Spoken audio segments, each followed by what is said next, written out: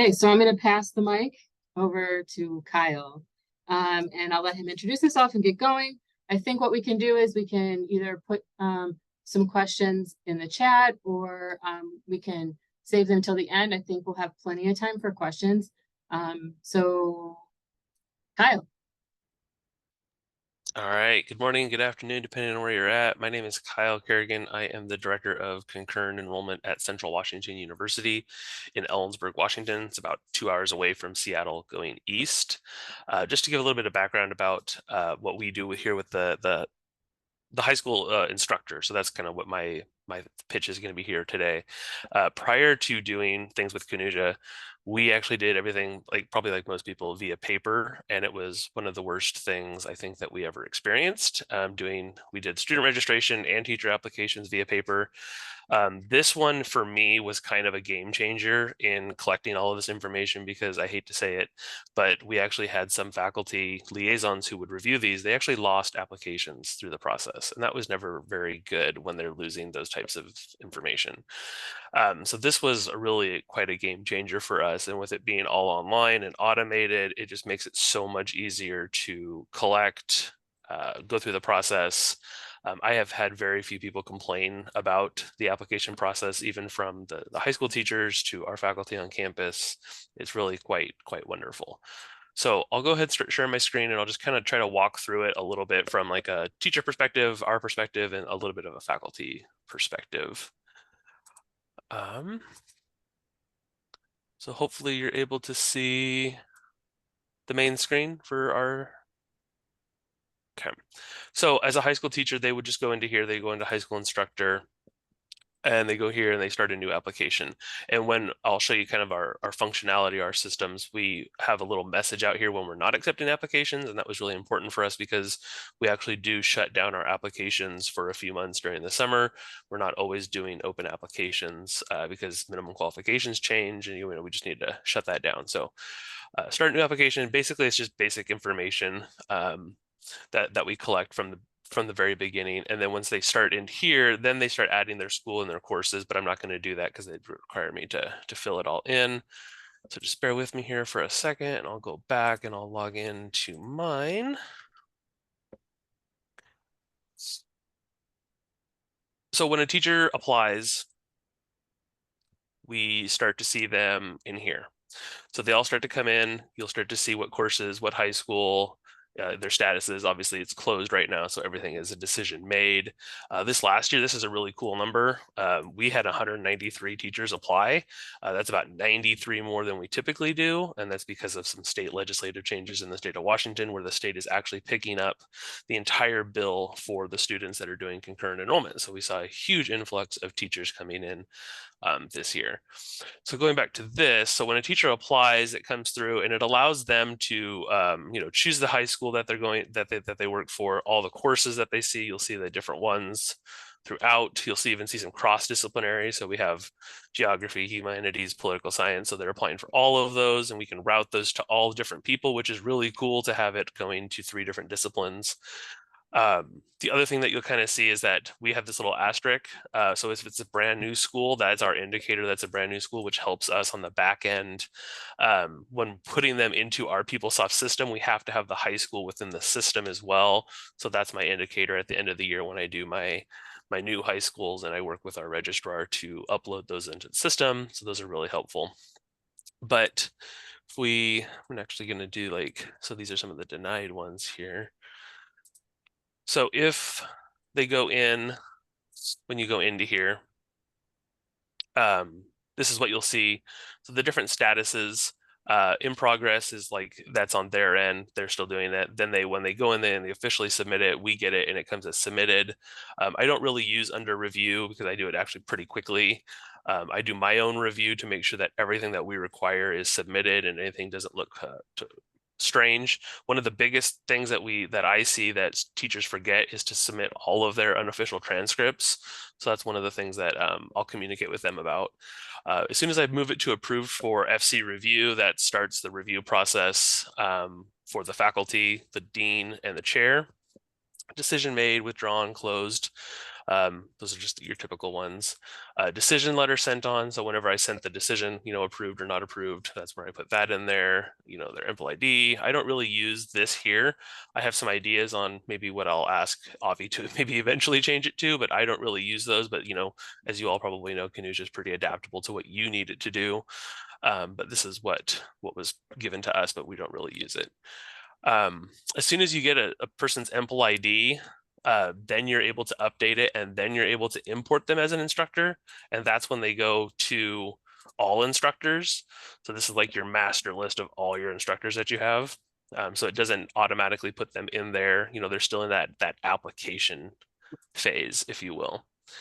One thing that we had Avi add was the name of the principal and the email address. They have to put that in every time that they apply. And the reason that we do that is that we communicate with the principal on every aspect of the application so that they're aware. That was one of the biggest barriers when we were doing it via paper, was the principal really wasn't knowing that their teachers were applying and what the outcome was. So that was probably one of our favorite things, was making sure that we had an admin person to send it to. App details is just all the details that they collected. We require 3 letters of recommendation. So on here, you'll see the 3 letters. It gives a little bit of information. The nice thing about the system is that it sends automatic emails to the people that submit it, and it gives them a link to upload their letter, and it sends them the reminders, which is really nice. I don't have to do it. The teacher doesn't have to do it. The system automatically does it. Education, so this is what they fill in, the institutions. These are some of the questions that you can have Avi create your own kind of questions. So these are questions that we found useful or our faculty find useful when reviewing applications. So just kind of describe your undergraduate program, how it pertains to college, courses that you're interested in, things like that, total numbers of years of teaching college, things like that. So you can kind of modify those. Different uploads that they have. So cover letter, resume, and unofficial transcripts are required. And I'll show you kind of how you do that if you're not familiar with that.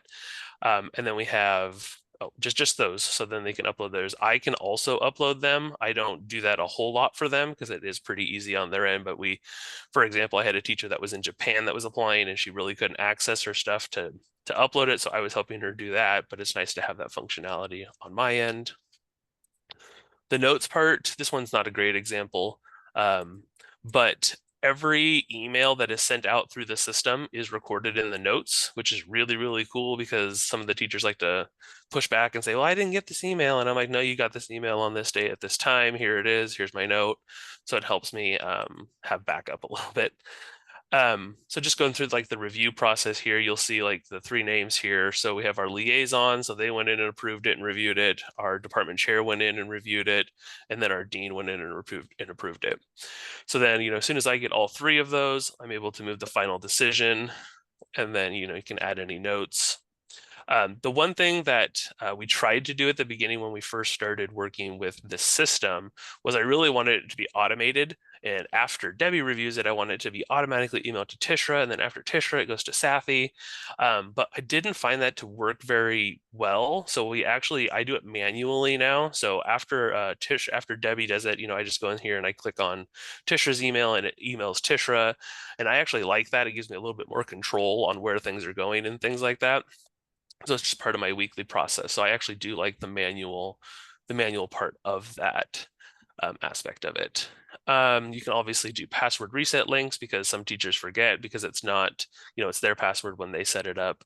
You can obviously ghost them, just like most of Kanuja. You can see what they're seeing. And then one thing that we did ask Avi to do, because every once in a while you'll get audited for applications for whatever reason. We actually, if you click this, it downloads the entire application, including everything, including all the downloads and uploads and all of that into a zip file. And so I download that after a decision has been made, and I put that in a certain file, whether it's approved or denied. And it's just really, really nice to have a complete file for every teacher after the decision has been made. And I love that feature. So talking about what is required on certain courses, ours are pretty generic, but if you go into classes and courses, and you click on one that's active, here is where you're actually able to tell the teacher application documents what is required for each one of them, and you can create your own basically. So put your name there, your description. I don't really have descriptions on here. It's pretty self-explanatory, unless you're doing something odd, whether it's status, required. So then you're able to put that as a requirement and for each whatever course that you want it to be. And I have this other, so if they wanted to upload, a sample syllabus or something like that, they can do it that way. And then I'm just going to show you, so I can't really show you like an active teacher because it's obviously closed. So like the faculty side of things, this is the best way that I could show you what it looks like. This is kind of what Melissa was talking about, like Kanuja, for the most part has like general kind of um, what am I trying to think of? Like these are like cheat sheets or whatever you want to call them. So we kind of created our own. It's very quick. It's very easy. So this is an application review check sheet or kind of a cheat sheet for faculty. And so I give this to the liaison, the chair, and the dean. Again, have had very few like complaints or issues with any of this. It's pretty self-explanatory. But this is kind of just to give you a perspective of what the faculty look like. So they go in, they click on their little thing, they do that. And then at the bottom of it, that'll see their little teacher applications here, or they can see all the teacher applications that are going through review down at the bottom of their screen, which is really nice. They can also see the application status, whether it's been done or it's under review. And then they just click on the little review button here. Sorry, it's hard to kind of see. See if I can zoom in some more. So then they kind of go into their thing there, and then they're able to see everything that the teacher uploads. But theirs is different, that on the left-hand side, it has each course that they apply for, and it is each course. And this is, I guess, the only feedback that I've gotten from liaisons is that it can be kind of daunting sometimes when there's multiple, like math, for example, there's up to like 10 courses they can apply for. And if they apply for all 10, each course has to have a recommendation or a decision. They've gotten used to it by now. But basically, they can see all the application's material or the applicant's materials that they've uploaded, and they just go in to drop down, your decision, approved, not approved, or the other one is need more information. So if they do that, it's required that they put in a comment for me, so that I can work with the applicant to get what information that they need. And then they just go through and they submit the reviews for each one of them.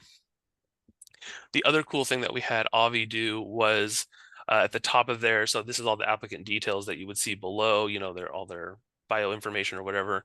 The other tab is reviews, so they can actually see the review of the previous person before them. So if the chair put a note or the liaison put a note, they can see that there. So it's kind of a little bit more transparent. Everyone can see what everyone's doing. We're not hiding anything or anything like that. Not that we do that, but that was just kind of, people wanted to see what the previous people were doing or approving or denying. Yeah, again, if they deny a course, we do require that they put a comment as to why. All the teachers want to know why they were denied. We don't deny a whole lot of them, but when you start to get up to the calculus or the multivariable calculus, some of those are denied. So then they give them reasons that you didn't have, the certain math components that you had in undergrad or grad that they require at Central.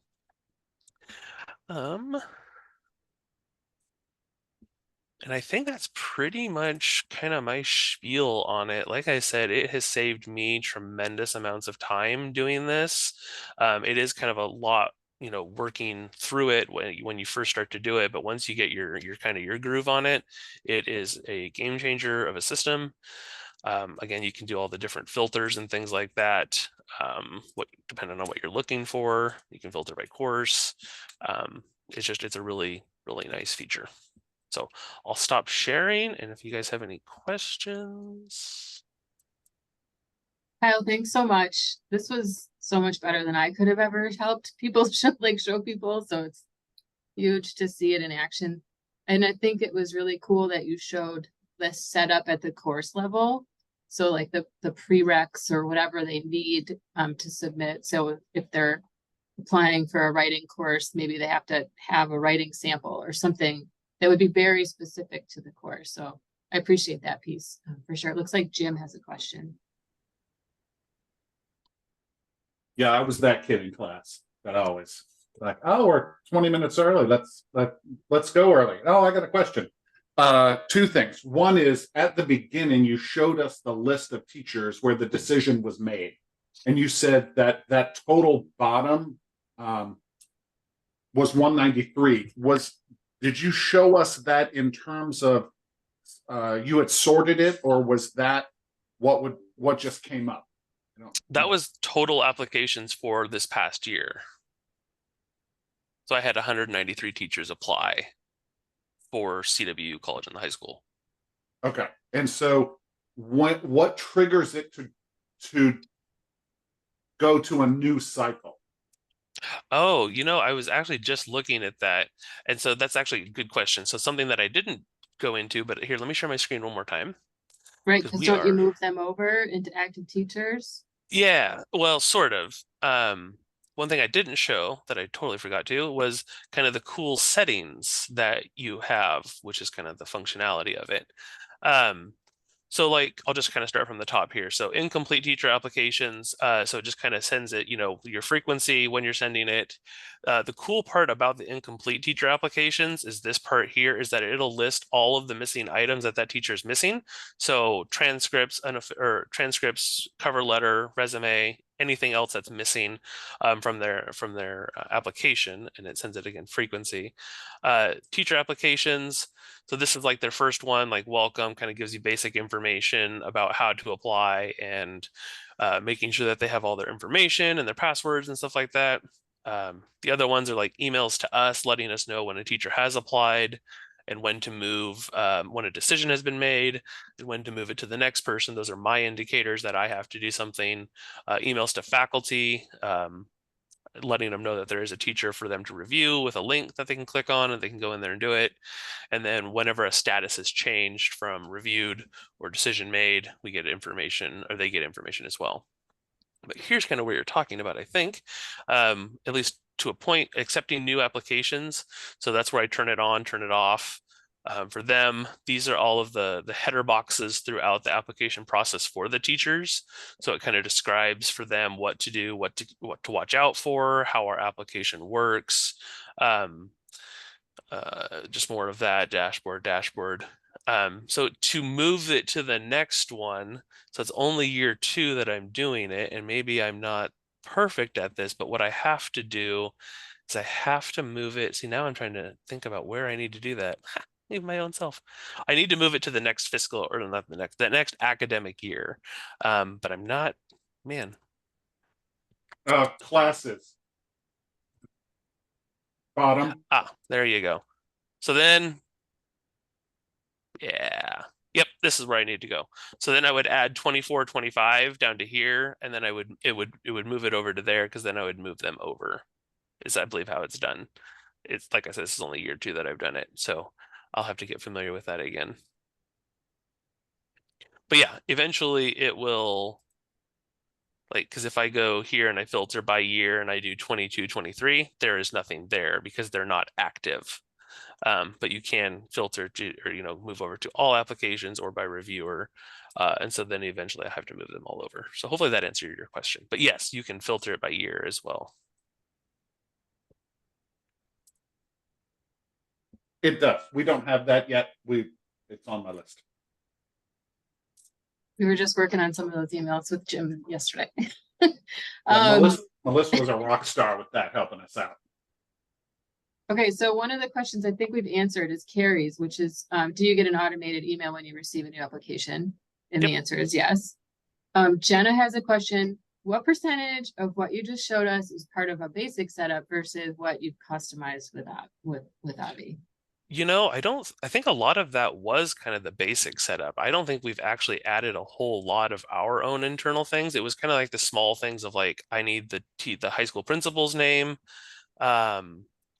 maybe a couple of the emails systems that Avi put in there. Whether it's on or off, accepting new applications was something that we asked him to put on there.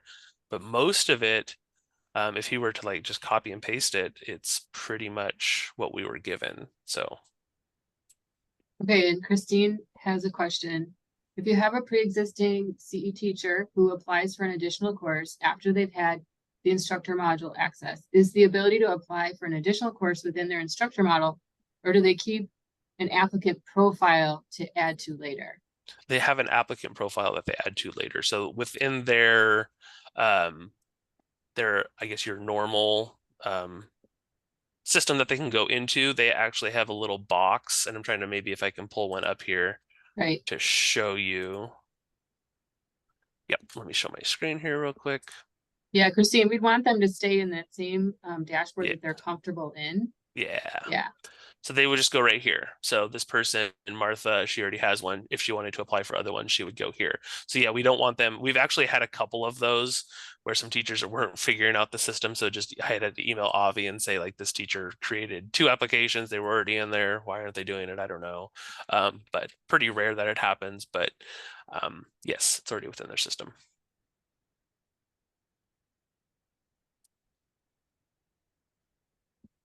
That's the rest of the questions in the chat. What else we got? There's got to be more questions. Can we see the course card one more time? What was that? What do you mean course card? Where you have if a course has additional requirements or Oh yeah. So just going to courses, and then I just make sure that it's an active course that we have. Oh, and that I guess that's another within here. You can see that it's available for new instructors or available for new school applications. So you can turn it on or turn it off according to what you want. So if it's no new schools can apply for that, but a previous school can apply for it. You can have that. Maybe no new instructors can apply. That's all within here as well. And I believe that's down here. Available for new instructors, available for new schools. You can do that. Also, I guess this is, maybe I should dive into this a little bit more. You can have a URL for them to click on the course. So I have it going to our catalog so that they can see the learner outcomes and things like that about that specific course. So they're able to click on that. But Jim, to your question, it was right here. Did you have any specific questions, or did you just want to see it? I just wanted to see it because we don't have the teacher app docs tab yet. So thank you. Yep.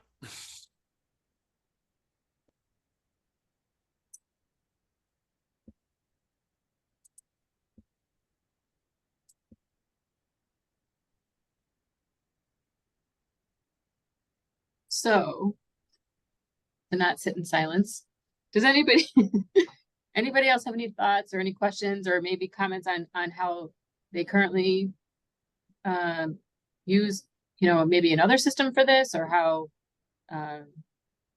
anything that you see in ours that, or what Kyle does that could improve a process of your own, or maybe something we could improve Kyle's process? Or we can just go for the long weekend, whatever you want.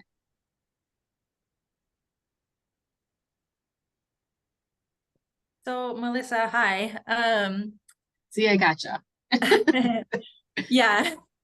Yes, I want to go for the long weekend, but so this is super interesting and something that we haven't spoken to you all about for Weber State, but how do we let you know that we're interested? Because I don't even want to share how we currently do this because it is very antiquated.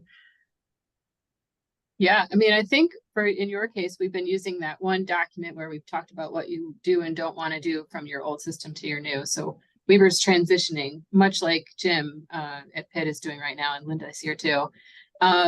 So we would just need to know, right? And what, like Kyle said, it was what we provided, and he tweaked it a bit to fit the need. So this one is one of those that's pretty easy to turn on. So some of the modules are easier to turn on than others. And I would say this one is, but it is some upfront work, right? And Kyle will tell you that it is. He created a guide for his faculty. There's, some information. I think Kyle alluded to the fact that there aren't many questions from the actual users. It's pretty straightforward what they have to do. And we've got some screenshots on that, on the teacher side of things, in this resources area that I'm going to share with everybody after this, once this recording is captured. So to kind of get you started. I think watching this and maybe the others in your group at Weber can watch this too, to kind of get an idea of how you'd want it to go. And then we would just, in your case, put it in your sandbox and let you mess around with it. You could have a teacher mess around and see what they think. Yeah. Perfect. Thank you. Melissa, would it be helpful if I gave you my review sheet that I had and you can maybe put that in that file for people to have as a reference? Let's do it. Yeah. Yeah. I mean, and that's, I think that the whole thought around this affinity group is sharing resources. Yeah. Like, you know, it's branded towards Central Washington, but why recreate it if you can just copy and change and put your own screenshots in? That's my motto. But yeah, that's exactly what we want. I have several of those, so I'll just share those out. Like I said, they're pretty easy that we made them. They were just screenshots with some narrative, so I'll share some of them. Sounds good. Yeah, I mean, and some offices are bigger than others. Some have more resources than others. Why recreate some of these guides if you don't have to?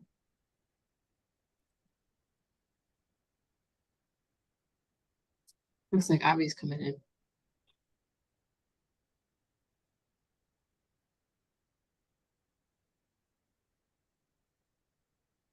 Hi, Avi. Hi everyone, how are you? We're good. I think we're almost done unless there's other questions. Kyle did a great job and we really appreciate this. And like I had said earlier, after the next, which is reports from Amy, I don't know if she's on the call. Yeah, she's there. We're looking for volunteers for other good stuff to talk about. So reach out or let's talk at NASEP, whatever you want to do. Avi, do you have any parting words since we're almost wrapping up? I hope you guys have a good long weekend. Pretty much it. It's